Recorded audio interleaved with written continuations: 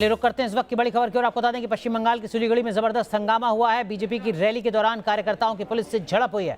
आपको बता दें कि बंगाल पुलिस ने बीजेपी कार्यकर्ताओं को काबू में करने के लिए आंसू गैस का इस्तेमाल किया। रैली में बीजेपी के राज्य के तमाम बड़े नेता शामिल हुए थे, जहां पर इस तरीके की झड़प देखने को मिली है। लगातार पश्चिम बंगाल में चुनाव से पहले राजनीतिक संघर्ष देखा जा रहा है, राजनीतिक हिंसा देखी जा रही है। पश्चिम बंगाल में 6 महीने से कम वक्त बचा है विधानसभा चुनाव में, लेकिन उससे पहले पश्चिम बंगाल में लगातार सियासत गर्माती जा रही है। भारतीय जनता पार्टी और तृणमूल कांग्रेस के बीच का जो तनाव है वो लगातार बढ़ता हुआ नजर आ रहा है। 6 तस्वीरें आपके सामने देखिए जरा किस तरीके से सिलीगुड़ी में हंगामा हुआ है। आंसू गैस के गोले छोड़े हैं, वाटर कैनन का इस्तेमाल किया है पुलिस ने बीजेपी के कार्यकर्ताओं के ऊपर। हुगली में भी इसी तरीके की झड़प सामने आई है। पश्चिम बंगाल के 2 अलग अलग हिस्सों में बीजेपी कार्यकर्ताओं और पुलिस के बीच में इस तरीके की झड़प और तनातनी की तस्वीरें सामने आ रही हैं। सिलीगुड़ी की तस्वीरें हम आपको दिखा रहे हैं इस वक्त। देखिए जरा सिलीगुड़ी में किस तरीके से भारतीय जनता पार्टी की रैली होती है और उस रैली में हंगामा देखा जाता है, झड़प होती है बीजेपी कार्यकर्ता और पुलिस के बीच में।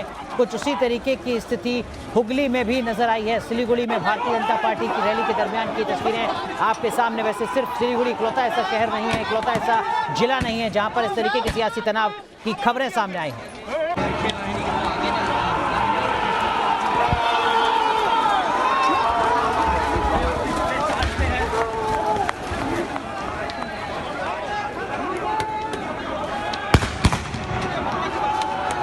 देखिए आप तस्वीरें देख रहे हैं इस वक्त सिलीगुड़ी की, पश्चिम बंगाल का वो शहर जहां पर राजनीतिक हिंसा देखी जा रही है, राजनीतिक तनाव देखा जा रहा है। यहाँ बीजेपी के कार्यकर्ताओं की रैली में झड़प हुई है पुलिस से, और पुलिस देखिए किस तरीके से वाटर कैनन का इस्तेमाल कर रही है।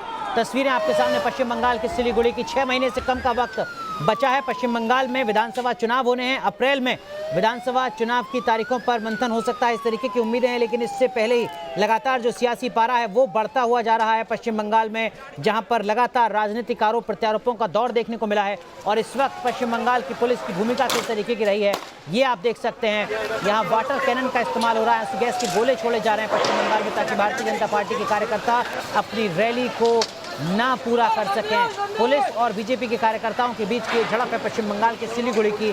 सिर्फ सिलीगुड़ी नहीं बल्कि पश्चिम बंगाल के ही हुगली में भी भारतीय जनता पार्टी के कार्यकर्ताओं के साथ इस तरीके के तनातनी की तस्वीरें सामने आई। लगातार बीजेपी के कार्यकर्ता राजनीतिक तनाव, राजनीतिक हिंसा का आरोप लगाते रहे हैं। पश्चिम बंगाल की सरकार पर ममता बनर्जी को कटघरे में खड़ा करते रहे हैं। पश्चिम बंगाल के राज्यपाल भी इस तरीके की राजनीतिक हिंसाओं पर, विरोध प्रदर्शन पर सवाल खड़ा करते रहे, लॉ एंड ऑर्डर पर, पूरे एडमिनिस्ट्रेटिव सिस्टम पर। लेकिन हालात है कि सुधरने का नाम नहीं लेते, क्योंकि वक्त चुनाव में बेहद कम बचा है। शायद यही वजह है कि जो सियासी पारा है, जो सियासी तनाव है वो और ज्यादा बढ़ता हुआ नजर आ रहा है। इन सब के बीच पश्चिम बंगाल के प्रभारी बीजेपी के नेता कैलाश विजयवर्गीय क्या कुछ कह रहे हैं, सुनिए जरा।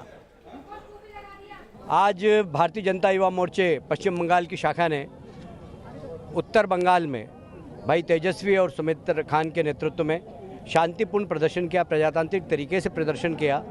किंतु ममता जी की सरकार ने जिस प्रकार अराजकता और गुंडागिर्दी देखी गई, निश्चित रूप से प्रजातंत्र की हत्या है। एक शांतिपूर्ण जुलूस जिसमें महिला कार्यकर्ता भी हो, उनके ऊपर लाठीचार्ज करना, उनके ऊपर आंसू गैस के गोले फेंकना, उनके ऊपर टीएमसी के गुंडों ने बम फेंके और इस प्रकार अराजकता फैलाई। पुलिस का पथराव करते हुए, बम फेंकते हुए फोटो हमारे पास है, वीडियो हमारे पास है। क्या पुलिस से अपेक्षा की जा सकती है कि वो शांतिपूर्ण तरीके से, प्रजातांत्रिक तरीके से यदि प्रदर्शन कर रहे हैं विपक्ष के लोग तो उनको इस प्रकार कुचले? मैं समझता हूँ ये प्रजातंत्र की हत्या है और हम चुप नहीं बैठेंगे जब तक ममता जी की सरकार को उखाड़ के नहीं फेंकेंगे। हमने संकल्प लिया है, ममता जी की सरकार को हम उखाड़ के फेंकेंगे तभी चैन से बैठेंगे।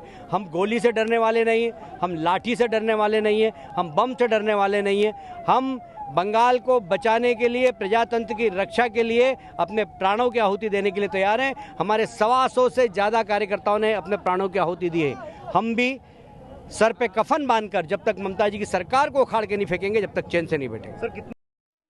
चलिए सीधा रुख करते हैं, हमारे सहयोगी उदय प्रताप हमारे साथ जुड़ रहे हैं पश्चिम बंगाल से। उदय, जो तस्वीरें इस वक्त न्यूज नेशन के दर्शक देख रहे हैं सिलीगुड़ी की, क्या कुछ इसके पीछे की वजह रही, क्यों ये हालात इतने तनावपूर्ण हुए?